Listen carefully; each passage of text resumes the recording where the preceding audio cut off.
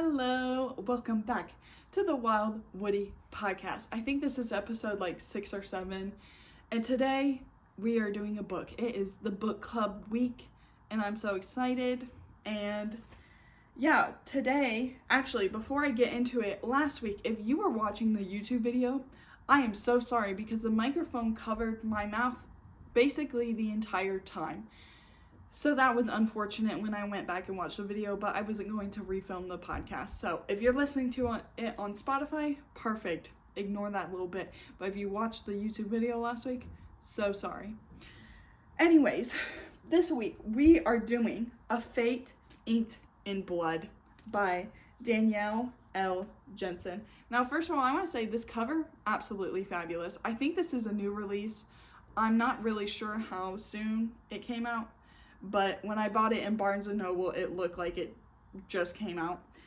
And when I went into Barnes & Noble, I was not planning on getting this book. I just happened to see the cover, thought it looked cool, and then the ratings on Goodreads was like 4 point something, so very good. And then when I went to check out, the lady that checked me out, the cashier, was like, "This book is so good. I just finished it. I was absolutely obsessed. It's got Vikings and everything, and it was so good." So now we're going to dive into it. So we start off with Freya. That is the main character, and we don't really know much besides her. Oh, wait, actually, I'm going to say that most books, not most books, a lot of fantasy books have maps in them, which I know a lot of people will look at the map for like 5 seconds and then we'll start reading the book and then maybe never come back to the map again, or maybe we'll come back to the map like once or twice. This actually would have been a great book to have a map, because we're talking about most of the book is set in Scotland, and it's spelled Skaland. And then you also have the Nordlanders from Nordland, and I mean, we don't really go into Nordland that much. Like, we're aware of their existence, but we spend all of our time in Scotland traveling around. They're Vikings, and so how they make their money and there's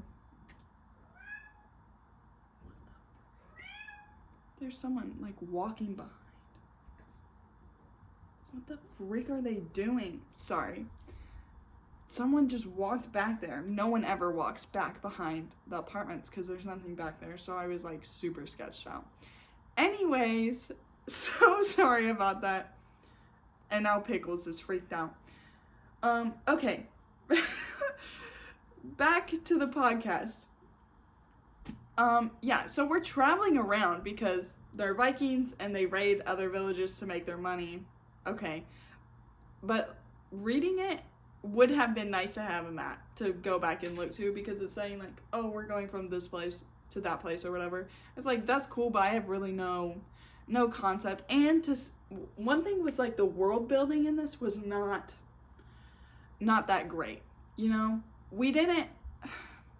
I'll get into it more as we go, but I'm just gonna set that out there. So we're following Freya, the main character, and we meet Vragi, her husband, right away. And in this world, there's people that have God's blood, and so they have like, I don't know how much actual blood, but they're said to have the blood of whichever certain god, and because of that, they have magic. Not everyone has magic, just the people with God's blood. And so Vragi has the magic of whatever god, I don't remember. And so he can call fish and whatnot. And they live by the water, and it's a fishing village. And so Vragi is needed amongst the people because he calls the fish in so the village doesn't starve. Vragi is a selfish man, though, and he's super self-centered, power-hungry, whatever, and he will, one example she gave was that he would call the fish, but he would call them only to him and wouldn't, call fish for the other fishermen, and so they wouldn't catch anything, but he would catch everything, and then he would sell, because he's the only one that has fish, he would sell them at an even higher price to make more money. So we don't like him, of course. But we don't really get much from Vragi, and he's out of sight, out of mind pretty soon. Like, he doesn't even last to page 50. But it was just like, he had no substance. He had absolutely no substance, and we don't really see anything from him playing out. Like, we don't see the effects of that relationship, because they had been married for a year, and we don't really see the effects of anything on Freya. And so yeah, I kind of wish there was, like I said, just more substance to his character. Page 8.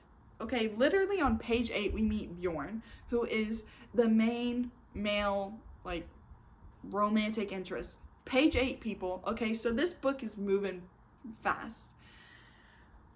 And of course, okay, so what happened was Vragi was, you know, chewing out Freya, saying, you know, we've been married a year and we don't have any kids, therefore you're a useless woman, and you can't even do the house chores right, you're not even gutting that fish right. And then he's like, I don't like you, you're useless. And just to add a little cherry on top, he calls up a bunch of fish so that Freya has to spend even more time gutting fish and preparing the meat or whatever, because that's what she's doing at the time. And so he calls up like an absurd amount up, like she's not going to be able to get through all the fish before they go bad. And so he leaves being a little wiener, and she's like, okay, well, I can't get all this fish, this is like cruel. So she starts throwing the fish back into the river. And as she's doing that, she throws one back and hits this man in the face. Someone explain to me why this man was even in the river in the first place, because we never find out. Bjorn was just chilling in the river, shirtless, of course, and just trying to look cute, I guess. And as soon as she sees Bjorn, she's like drooling over him, like, oh my gosh, he has dark hair and he's muscular and tall and glistening and blah blah blah, and he's got a little scruff, and he's different from all the other boys because everyone else grows these big beards. And so she's immediately obsessed. She's immediately in love from page 8, people. Page 8. You heard me right. And you know what? I don't have a problem with good-looking men or whatever in books, but we don't need a shadow daddy every single book. I'm tired of reading these same freaking characters every single book. Why is it all the books that come out these days is a huge, enormous, tall man built with muscles, like 2% fat and dark hair, and he's mysterious and quirky. Okay, guys, let's have a short king for once. I would love to have a female character, and then her little boyfriend who's shorter than her, or maybe just blonde hair. Would that be so crazy? A different race, maybe? Let's switch it up, people. We do not need the same freaking characters every single book. Anyways, not to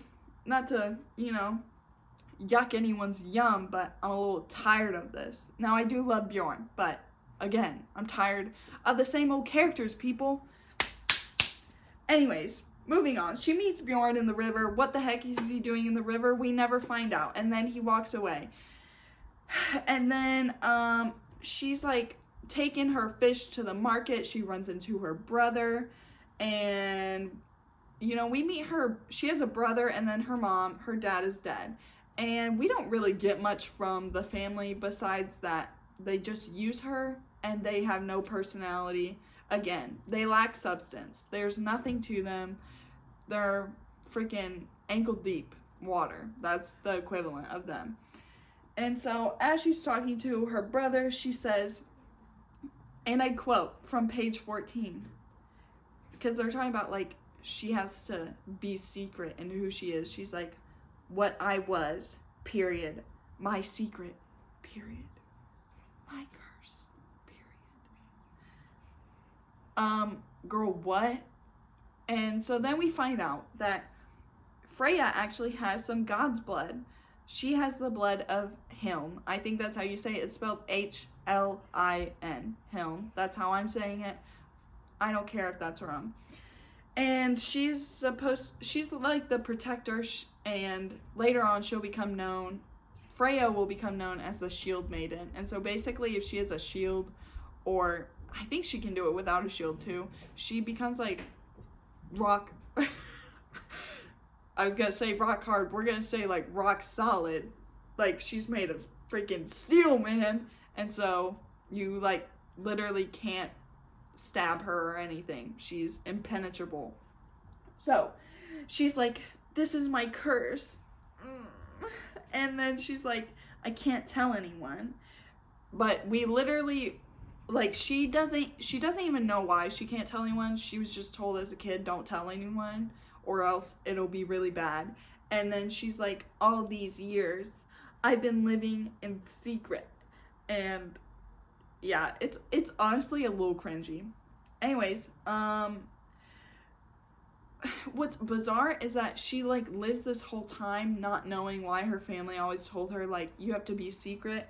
Meanwhile, there's this man Snorri. I think that's how you say it. It's spelled S-N-O-R-R-I.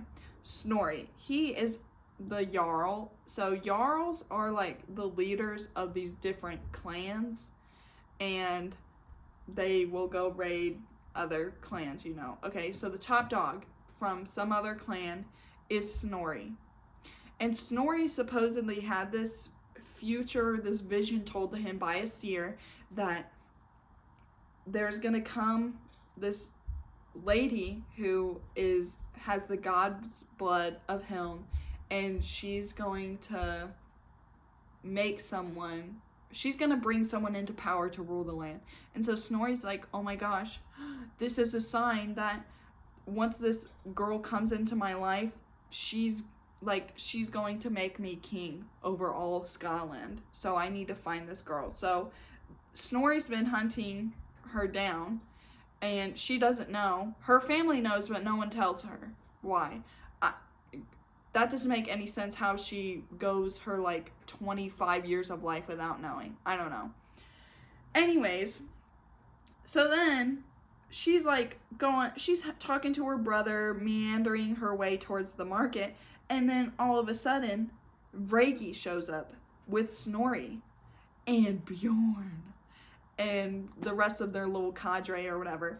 And she's talking to them, and she finds out Vragi sells her out. Vragi, all this time, actually knew that she was the daughter of Helm, and he kept it secret, and then found Snorri, and because he thinks Freya is useless, is like, she's the daughter of Helm, you can have her, you just gotta pay me the bride price. So he's doing it for the money, sells her out, and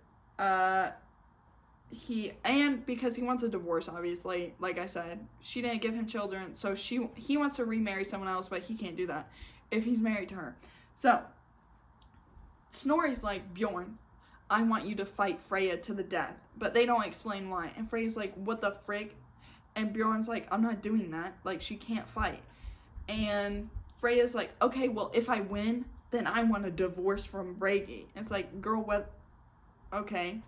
And so then they fight, Freya and Bjorn. And he's like, you know, half-assing it, pardon my language.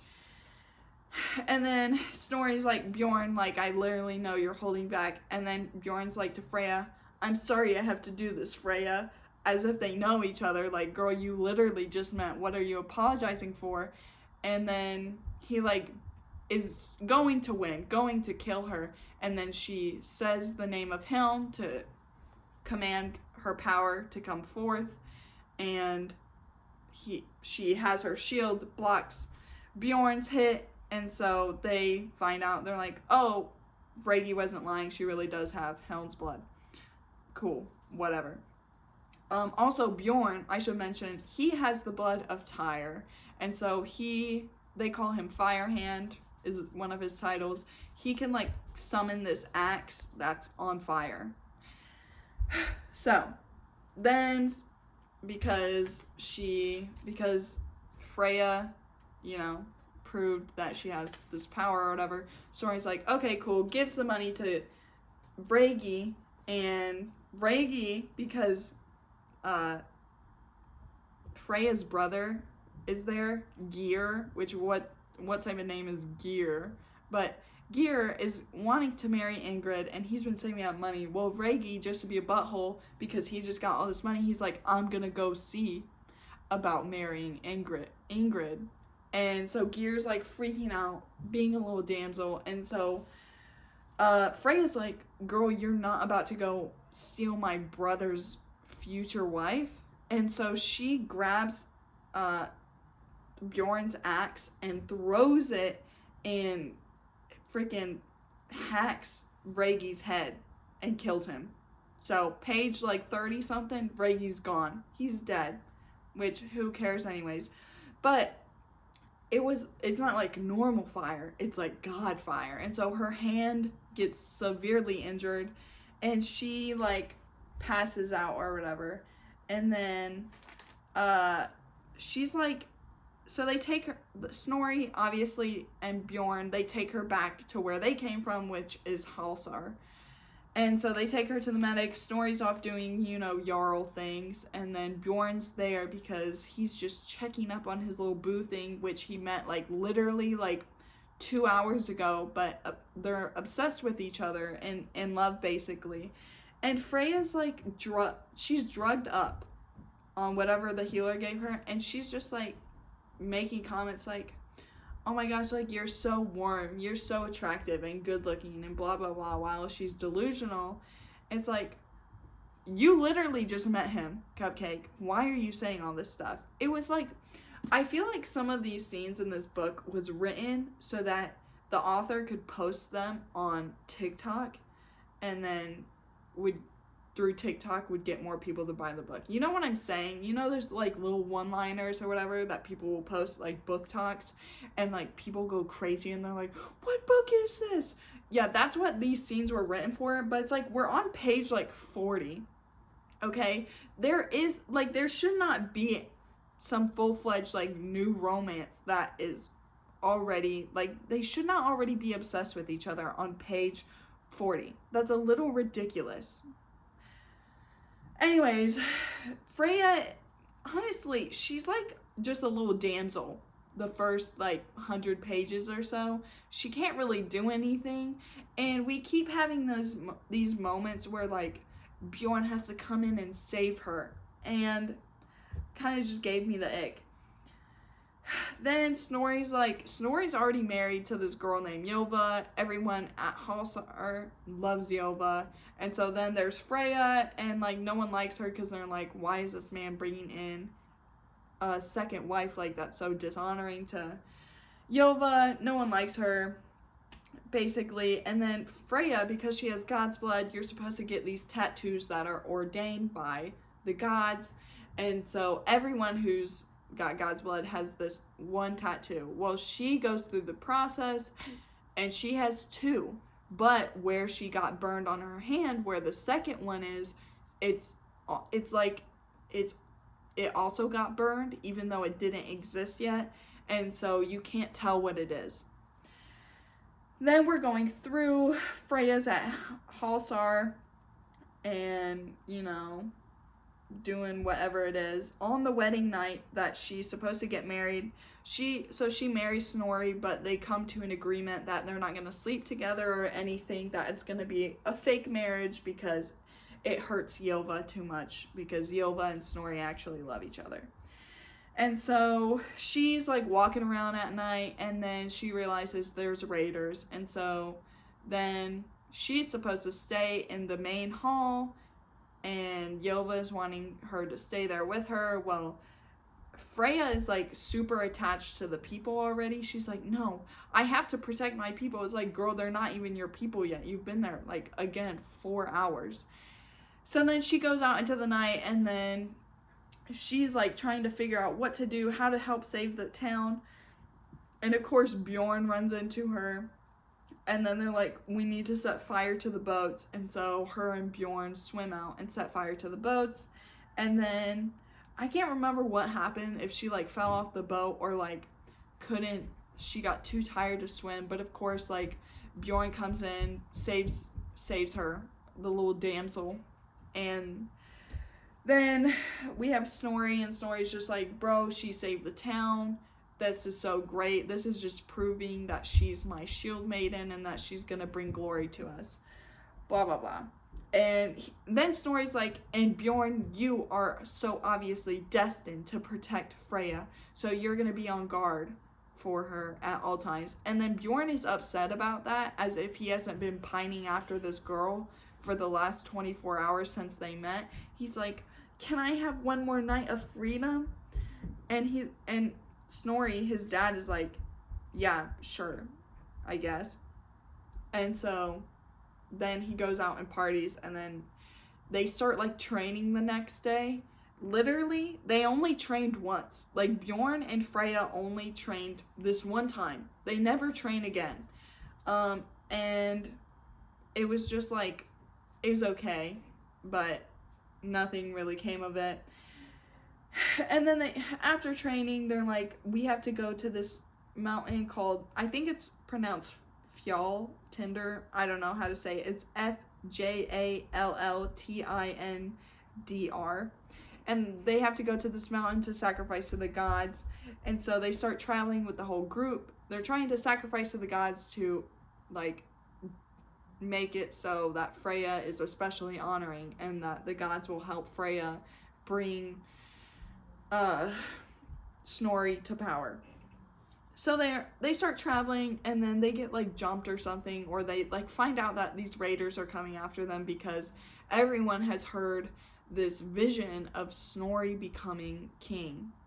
And so they're like, we're gonna kill Freya, obviously, because we don't want him to be king. So everyone's going after them now. So then they're like, okay, well, it's too dangerous to travel the main path up to the holy place. So Bjorn and Freya, you two are gonna go on this other path that no one else has ever successfully traveled up, that's supposedly full of Drog, which are cursed Vikings that died and basically became zombies. And you guys are gonna travel up this way instead.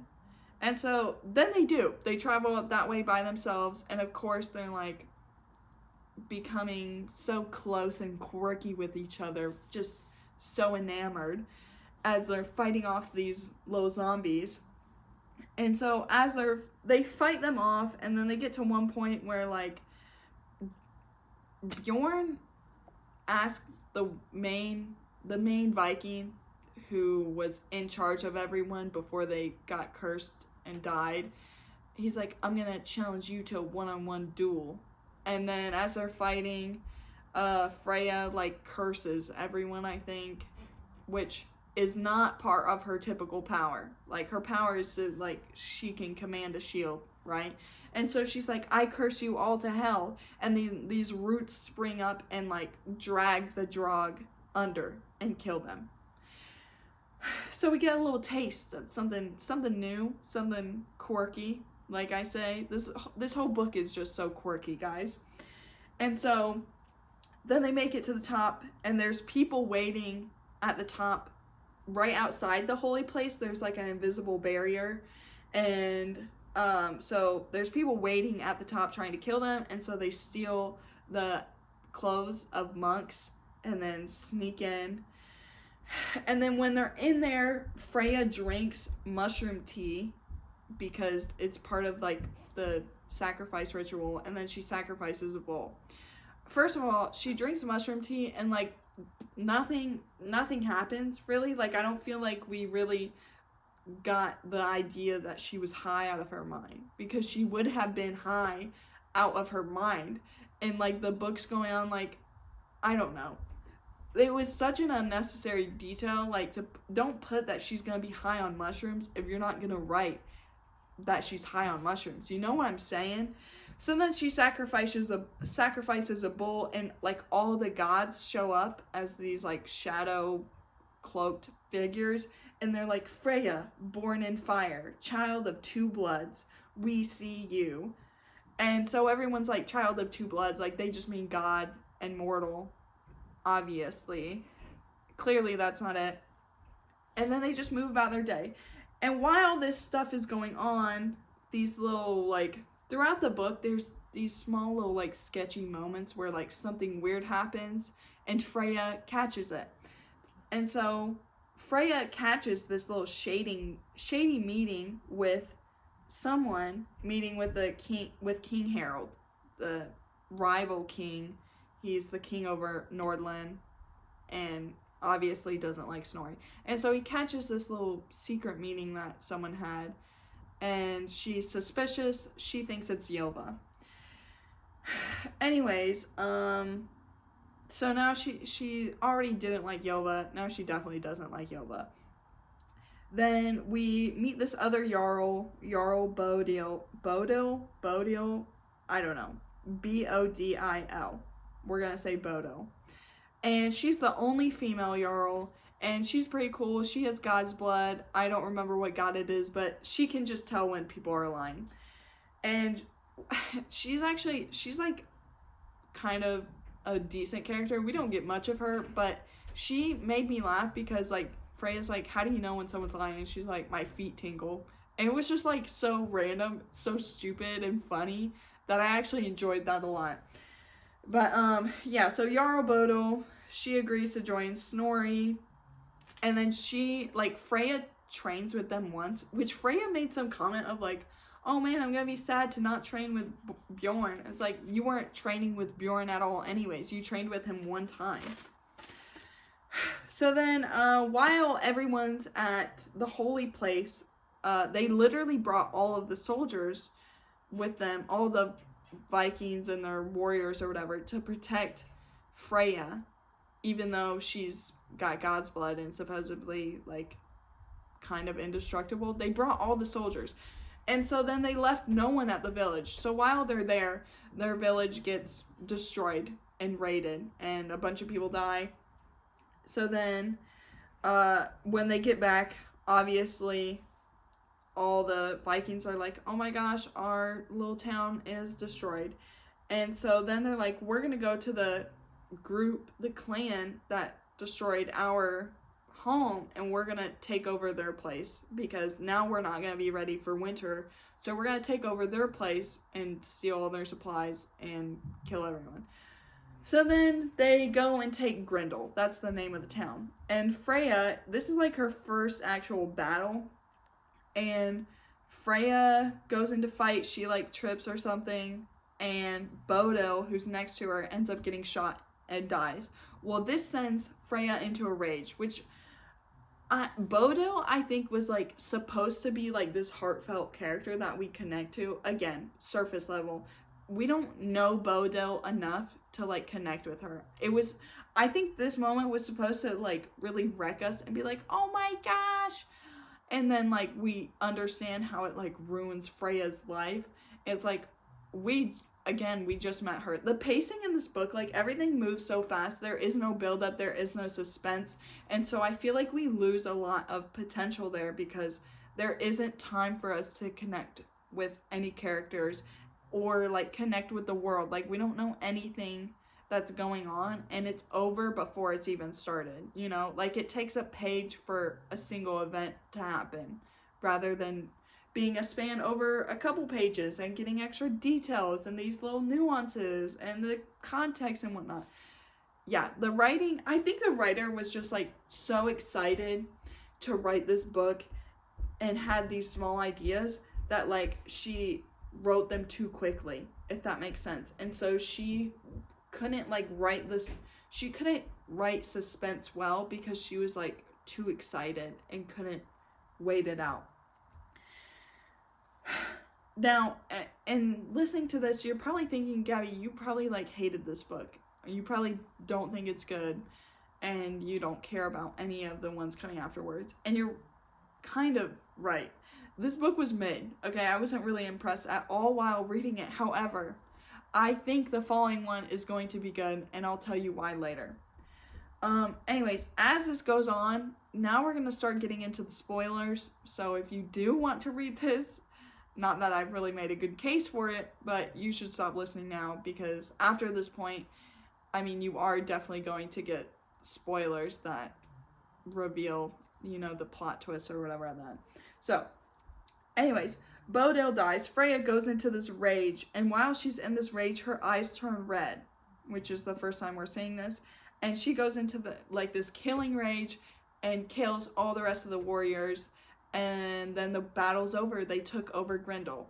And now everyone that came from Halsar with her, like part of her clan now, no one really likes her, and they're all afraid of her because they saw her kill all these people, which is like dumb, because they literally raid everyone every single year. That's how all the Vikings survive in this world. So the fact that they're like, oh my gosh, Freya's a killer, like, you literally kill people all the time. So I don't know why you're upset that she did the job that you guys were trying to do. Like, you meant to take over Grendel, so why are you upset? So then, Freya's like, because her eyes turned red and she got taken over by this rage that she couldn't control, she's like, I need to go learn more about Hiln, so I'm going to travel back to go see my mom. Snorri doesn't want me to go, so Ylva agrees that Freya should go with Bjorn and sneak out and go to see her mom. So then she goes, sees her mom, and gets more info about, like, how she came about to have God's blood. And basically her mom sold her out to get God's blood in order to save her brother. And after they leave, Skade, one of King Harold's men of the Nordlanders, comes and kills Freya's mom. And Freya's like, how no one could have known that we were here. Because they were hunting for Freya, and they asked her mom where Freya was. And Freya's mom sold her out, and so the character's like, that's cool and all, but also you're a horrible person, because who would sell out their kids? So Skade kills them. Which, like, honestly, good riddance, because her mom, again, no substance to their character. Everyone's, like, we hear it 1,000 times throughout the book that everyone's using Freya, but, like, there's no substance, there's no ambition or motivation. Like, we don't, like, yeah, cool, they're selfish, but, like, give me the reason why they're selfish, Like, we need some layers to this. I want a delicious onion within this book, okay? Right now, all we got is, like, a tomato. Tomatoes don't have layers, okay? I want an onion. So then Freya rushes back to Grendel, because she's like, no one could have known that I was gonna go see my mom except Ylva. And so she blames Ylva, and she's like, I'm gonna rush home and kill Ylva.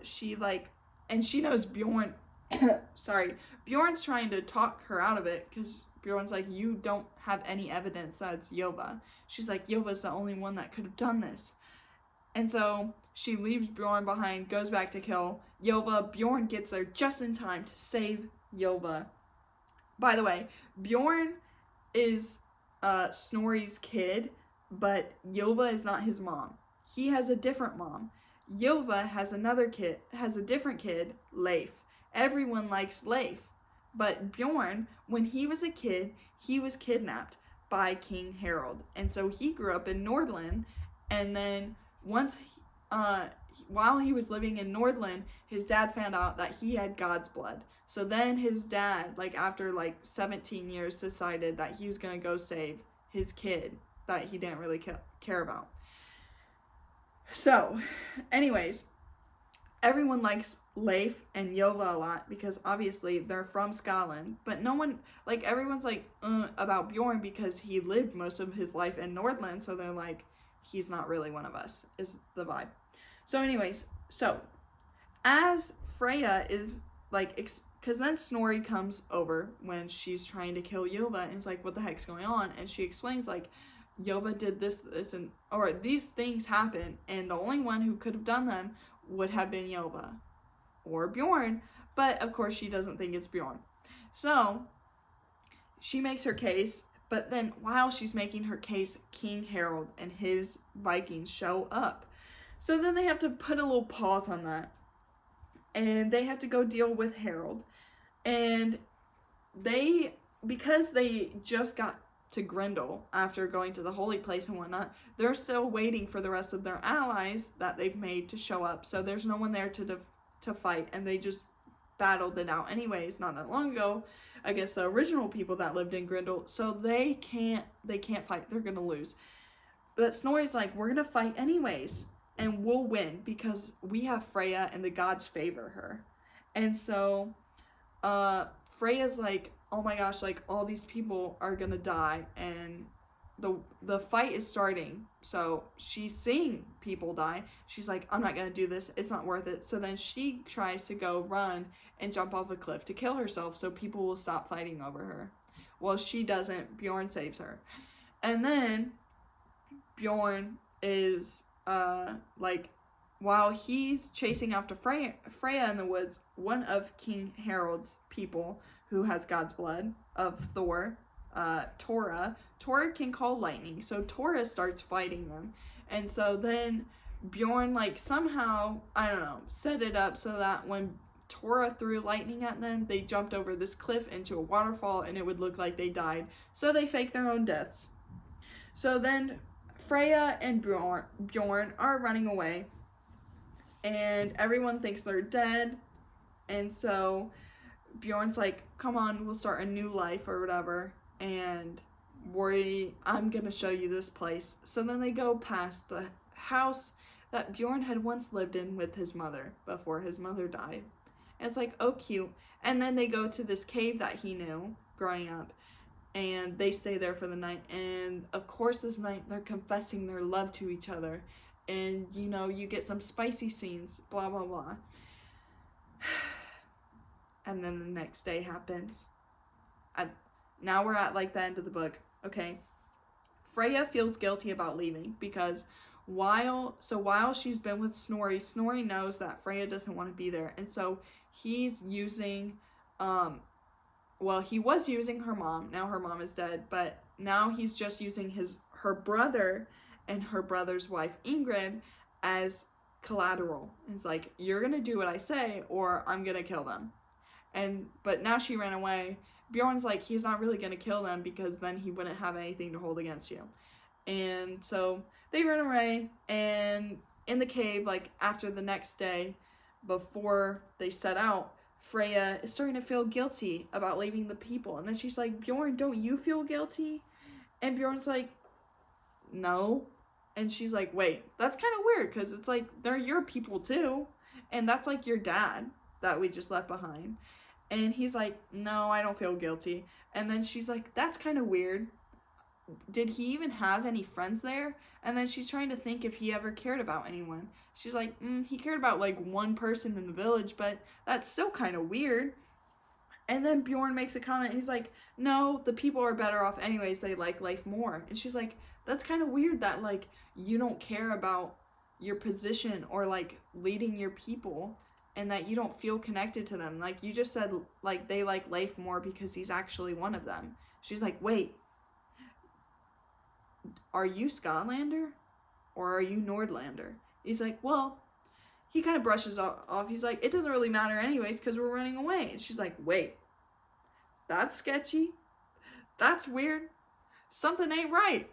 And so Freya's like, I actually I just now realized that in these like 5 seconds that we fell in love that I don't know anything about you.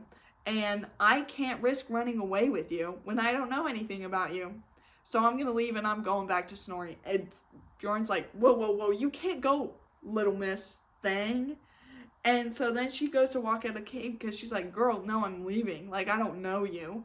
And as she's leaving, guess who shows up right outside of that cave? King Harold. And then Bjorn calls King Harold father. He's like, oh, daddy, this is the one.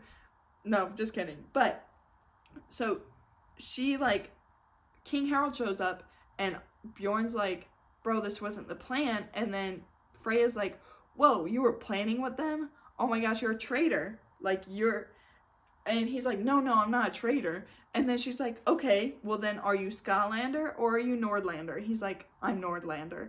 And she's like, oh my gosh. Which I totally saw this coming from 5,000 miles away. Like, probably on page 100, like, I suspected that this was gonna happen.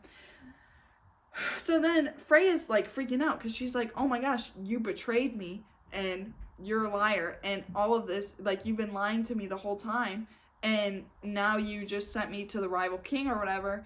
And she's freaking out, and she's like, girl, I'm gonna fight my way out of this one. And so she's like, I curse you all to hell. And so the roots come up and start dragging everyone down. And the only ones that survive are the people with God's blood, which is King Harold. We don't know what he has yet. And then, like, 2 other of his men. And then, obviously, Bjorn and her survive. And so, she, like, starts running. And then this other person comes out of the woods who she thought was Skylander. And then she finds out in that second that they're Nordlander, and they, like, knock her out. Oh, sorry, girl. And then next page, she wakes up on a boat. And she's like, oh my gosh, Bjorn, what happened? And then she remembers. And she's like, wait, I hate you, mother trucker. Get out of here. But she's on a boat, so she can't leave. And they're like, King Harold is, like, the civil one and, like, being totally rational. And he's like, no, it's okay. I just want to see if you would be willing to, like, come fight for us. And Bjorn's like, bro, what the heck are you talking about? Like, you're going to use her. And he's like, well, of course I want to use her to protect our people. And then Freya's like, I don't want anyone to use me. And she's like, specifically, Bjorn, I hate you. You betrayed me. And then this girl jumps overboard and she starts swimming as fast as she can, which is not really fast because she's got chains around her hands and her ankles, but she jumped over anyways because she's like, I ain't gonna stay with these lying hoes no more. And of course Bjorn jumps in after her and catches her. He's like, were you really gonna, like, drown and die or run back to Snorri just so you wouldn't have to be around me? And she's like, yeah, I was. Which, I have to say, now this book might have had 0 plot twists that were not easily predictable, okay? Every second, like, I knew what was gonna happen. And, you know, the pacing, not very good. The characters, all surface level and whatnot. And you might be thinking, Gabby, you did not like this book, but let me tell you, when I actually loved the last scene, I'm obsessed with it. I don't care that the entire book was mid. I will probably read the second one because here's my thing, is that I think this writer had just, like, the first book syndrome, which is where, like, the first book isn't that good, but then the rest of the books in the series are fabulous. And I think that's what this one is that she was really just, this book, she was trying to hurry up and write and set up to get the rest of the series going. And so we went from lovers to enemies, and I freaking love that. I am such a fan of lovers to enemies, people. When she was, like, she literally jumped overboard, and Bjorn is like, I'm gonna pull it up. Give me, like, 2 seconds. Oh, Bjorn, like, once he catches her in the water, he's like, is getting away from me worth getting yourself killed? Bjorn shouted, his hair plastered against the side of his cheek. Is getting away from me worth crawling back to Snorri so he can use you to achieve his ends? And it says, yes, I gasped, kicking at him, then trying to wedge my knee between us to force him away, but he only spun me in the water so that my back was to him. You're an effing liar. I love that. I love that she was, like, totally willing to, like, she still was gonna have a horrible life with Snorri, either way. Like, it didn't matter whether she went with Snorri or Harold, but just because she was betrayed by Bjorn, she's like, I'll go back. I don't care because I hate you. And I love that. So anyways, besides that, the one thing, the other thing that I would like to point out is that, you know, in this book, they use foul language. They say you know, the B word, F word, whatever. But they use arse instead of ass. I'm so sorry, but I hate the word arse, and I hate when that's what they use the entire time. If you used it for like a joke or something, then it's fine. But to use, like, you actually, like, this is how the people speak using the term arse, no thank you. I'm not a fan. Anyways, so I think the next book is gonna be good. I love a good, and like, lovers to enemies, love it. I'm such a huge fan. Now, what I will say, now, if I were to have written this book, what I would have done, because I've gotten to the point where romance is not really necessary. You know, if it's good, fabulous, love it. However, if it's bad, I'd rather just have action. Like, I'd rather have just action and no romance. So what I think would have been better is if we met Freya and Snorri takes her in, and Bjorn, like, he's basically still held captive. Like, had he been with Nordland all this time, and Snorri's like, I'm gonna become king, and then I'm gonna go save my son, and then they go through this at the end, and then they find, like, they go through whatever trials.